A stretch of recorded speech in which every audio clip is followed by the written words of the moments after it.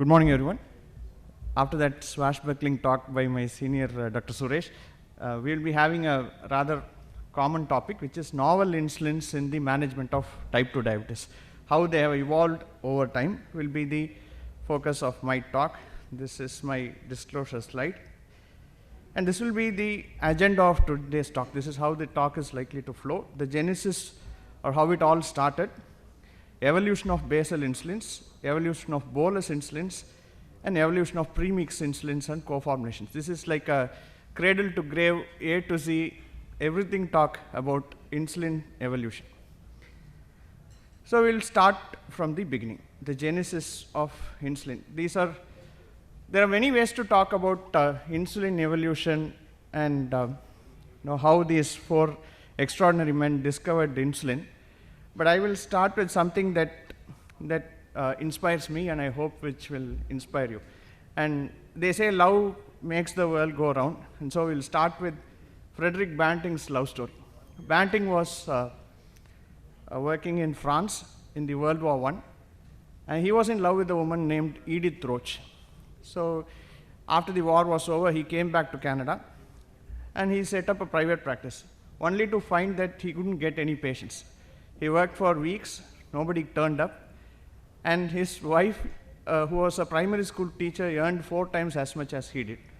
He was completely frustrated, so he went to MacLeod and asked him for 3 things.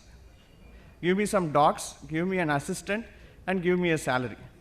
MacLeod said, no salary, but you can have your dogs and your assistant. And because at that time, no self-respecting Canadian man would live off his wife, Banting was in a fix. And eventually the girl refused to marry him, and he broke up with her. So there are 2 kinds of men. When love failure happens, one is the Devdas type. The other, for the purpose of this presentation, is the Banting type. The Devdas type seeks salvation in some liquid, usually a bottle of whiskey or some other liquor. They hang out with dogs. They are basically losers. Banting did not seek salvation in a liquid. In fact, he gave salvation through a liquid to a whole of humanity. He also hung out with dogs, but not as a loser just sleeping with the dog, but he basically killed those dogs, extracted the pancreas, not for fun, but he killed so that he took lives so that he could give life to whole of humanity. So before we proceed further, if there is a love failure, it's better to be a Banting than a Devdas. And that's how the story of insulin started. And then basal insulins were required. Back in 1920s, the insulin was short-acting, and people had to take multiple shots per day. Obviously, it's painful to take too many injections per day. So they wanted something that works for a little bit longer time. And that is the reason for development of basal insulin. And at this point, a man named Hans Christian Hagedorn came in. So this was a Danish researcher. He was inspired by some researcher from his own country who 50 years back discovered that salmon sperm had something called protamine. Now, imagine you are a researcher in 1920s and your task is to prolong the action of insulin. Why would anybody just go and mix it with salmon sperm, or just squeeze the fish and bring out some sperm and mix it with insulin? It makes it sounds yuck and it's kind of counterintuitive. The reason is that the sperm contains a very important thing, which is the DNA in a close packed form, and the sole reason for a sperm to exist is to transfer genetic information from one generation to the other, and it cannot happen if there are mistakes in the process. So Hagedorn realized that there must be something in the sperm that keeps the DNA, which is a negatively charged molecule, closely bound together, that is stable. And he discovered that that is protamine. And that protamine is rich in arginine. And you can remember this point, it will come important later on in the talk. And because of the protamine, which is a positive molecule, it binds the DNA together. Positive and negative form a complex which is stable and short, and that is how the information is transferred from one generation to the other. So he thought maybe, just maybe we could use protamine to even stabilize insulin, make a complex, and make it act for a longer time. Before this, he tried urea, he tried salt, he tried bile salts, all sorts of things. They all failed. Luckily, the salmon sperm came to rescue, and then he added that. And that is how the NPH insulin was born. So this provided a significant improvement in the quality of life, at least 100 years back, because it lasted longer. Since then, several ways of prolonging the action of insulin have been discovered. One is adding basic protein, which is protamine. Next is reducing the solubility at the physiological pH, which is how glargine works.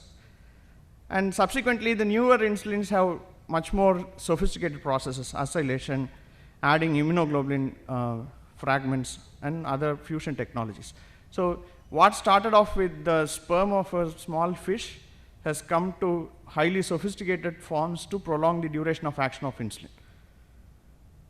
And as NPH insulin became available, initially it was animal sourced and eventually it moved on to human regular insulin. And we have been able to prolong the action of insulin for a significant duration of time.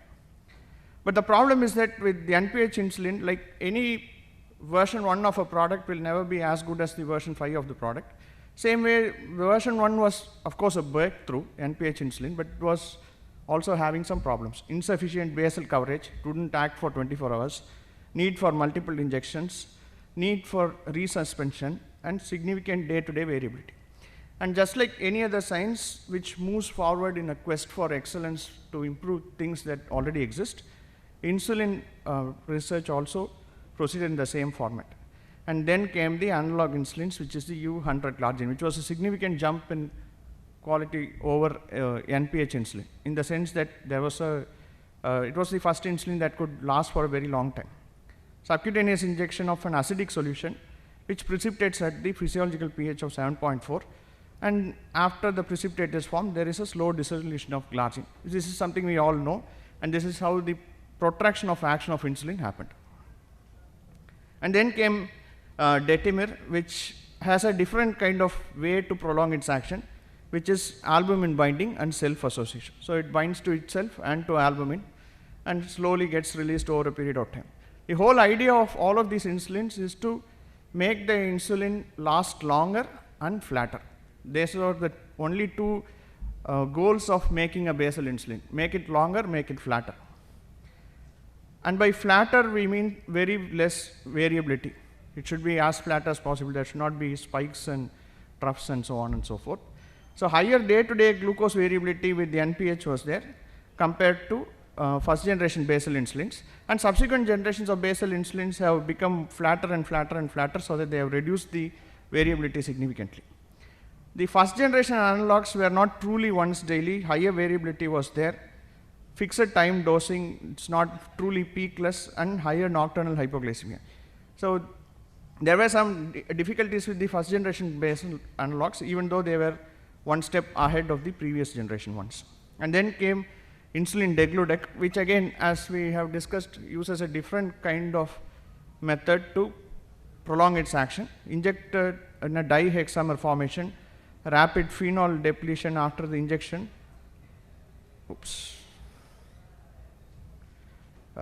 Phenol depletion after injection results in a multi-hexamer formation, and zinc diffuses slowly. There is no need to know the technical details of how this works, but suffice it to know this is the longest acting basal insulin that we currently have. Not only is it long acting, it is also the flattest insulin that we have, but that does not mean it's a slouch. It starts acting pretty quickly. So it's nearly ticks all the boxes that we want to tick. Its close cousin is the U300 glargine, which is a threefold concentrated version of insulin glargine. So the injection volume is reduced, and because of its similar small surface area, its action is prolonged. So that's how U300 glargine works.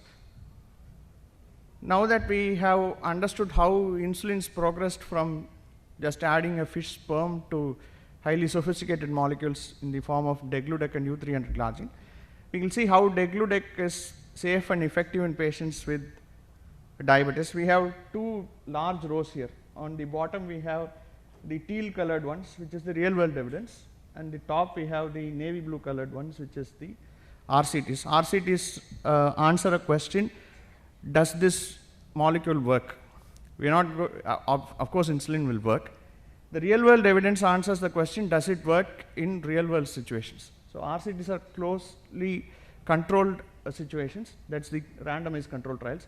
You can see that there is, whichever axis we look at, whether it's HbA1c, fasting plasma glucose, dose of insulin, or more importantly the last column that we see, hypoglycemia, there's a significant benefit with this insulin compared to the previous generation ones, which is proven both in randomized control trials, in controlled situations in highly sophisticated hospitals, but also in real world studies in day-to-day clinics and small places and so on. So now that we have seen how basal insulins evolved to make longer and longer and longer acting insulins and flatter and flatter and flatter insulins, we'll now move on to bolus insulins, which are the quick acting ones.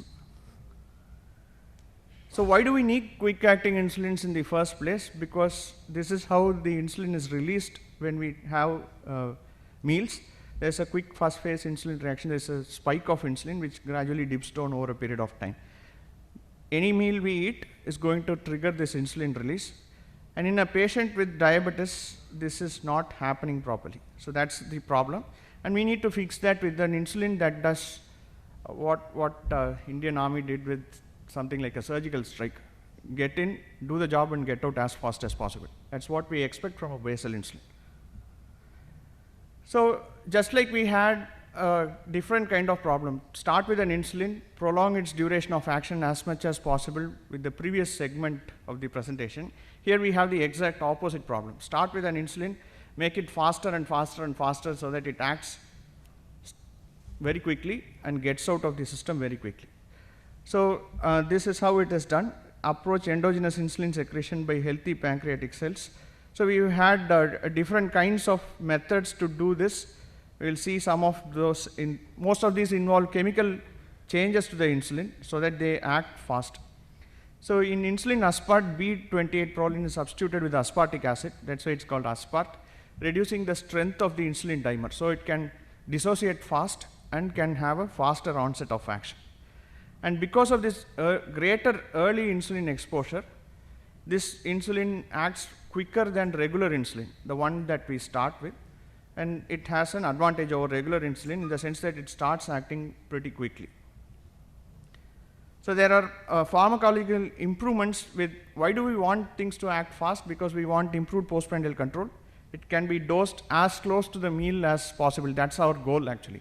We don't want a patient to inject an insulin, wait for half an hour, twiddling his thumbs and looking at whether they will bring the lunch or so on. So we want the insulin to be as close to the meal as possible, and that's the reason why fast acting insulins are there. And low number of nocturnal hypoglycemic events. And this is achieved by having an insulin that goes in and gets out as fast as possible. And just like we had different ways of prolonging the action of insulin, there are different ways of making the insulin faster. And one such thing could be administration tweaks, formulation tweaks, or injection site tweaks. Administration tweaks are basically, it could be a device dependent thing like a sprinkler needle, or the site of administration itself could be something like a pulmonary, the so-called aphrisa. We don't have it here in India at the moment. So these are situations where you can tweak the way insulin is administered and cause fast acting insulin. Formulations include additives, adding some additives. Injection sites include application of heat and hyaluronidase. These are not commonly used.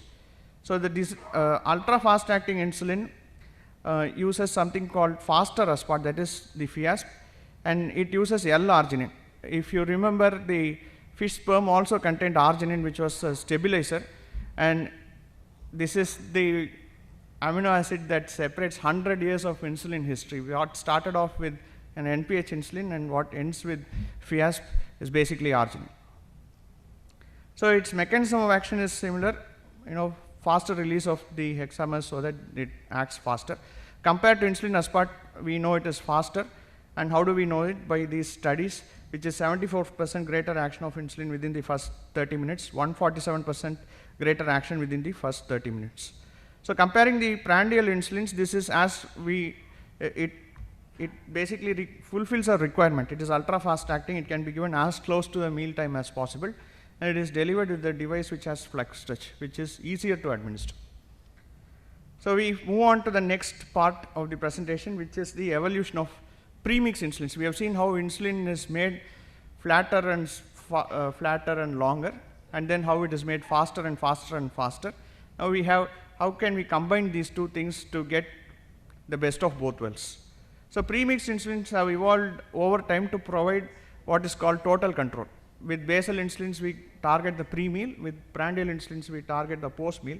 Why can't we have both in one insulin with one pen? And that is how co-formulation insulins are. Co-formulation insulins and premixed insulins are superficially similar in the sense that two different kinds of insulins are put in the same pen. But they are also different in the sense that, if we have to give an analogy of human relationships, premixed insulins are like marriage. Two entities join together and they lose their individuality to form a completely different whole. Whereas co-formulation insulins are a little bit like living together, more flexible. Each person retains his own individuality, his or her own individuality, and that's how co-formulation insulins work. They retain their own pharmacokinetic and pharmacodynamic properties, and they can dissociate anytime they want. So this is the world's only co-formulation insulin, ideg-aspart, with the 30% fast-acting and a 70% long-acting component. The advantage of such a thing is that there's a very long-acting basal component, which is the degludec, which acts guaranteed to act 24 hours, and a quick-acting aspart component, which is, as we saw in the previous section of the presentation, which acts fast. So we have a 2-in-1 insulin that does the job. And how do we know it does the job? By seeing superior HbA1c reduction and better PPG control. So if we want to target PPG and fasting with one insulin, this would be the insulin that we might go for. Not only that, because of its components, there is a strong reduction in hypoglycemia episodes with this co-formulation insulin as well. So treatment with ideg-aspart resulted in lower number of non-severe and severe hypoglycemic episodes. And compared to basal bolus therapy, which is basically like the gold standard against which everything else is compared, basal bolus therapy is good, but in the same instance that it is also much more complex. So if you want nearly the same amount of control with far less complexity, twice daily ideg-aspart would be a good choice to go. Of course, when you compare Photoshop with Microsoft Paint, obviously Photoshop has lots of features, but it's also much more complex to use. You want something that does basic things but does well, then probably Microsoft Paint is as good. In the same way, ideg-aspart is basal bolus light with one pen. That's all it is. And because of its reduced complexity and improved convenience, there is an impact on quality of life. And let's be honest, we all want things to be simple. We prefer simple to complex and complex to complicated, and that's what ideg-aspart delivers. There is also a reduction in pill burden, which is kind of like, we already expect that with any insulin. After all, if you give insulin and a pill, it will go into reduction. There will be a reduction in pill burden. There is also a cost effectiveness of ideg-aspart. We won't be dwelling too much on this because in a country with a significant out-of-pocket expenditure for healthcare, this all depends on the individual patient's perspective. We don't have a single-payer healthcare system like the NHS or HMOs like the US. Ideg-aspart is a prudent choice for Indian scenario because of lower risk of hypoglycemia, mealtime flexibility, simple regimen, convenience of device, better quality of life, and cost effectiveness. It is also having effective glycemic control. So if it gets most of the things right. So with that, and almost 30 seconds to spare, we end the presentation. Thank you so much for patient listening.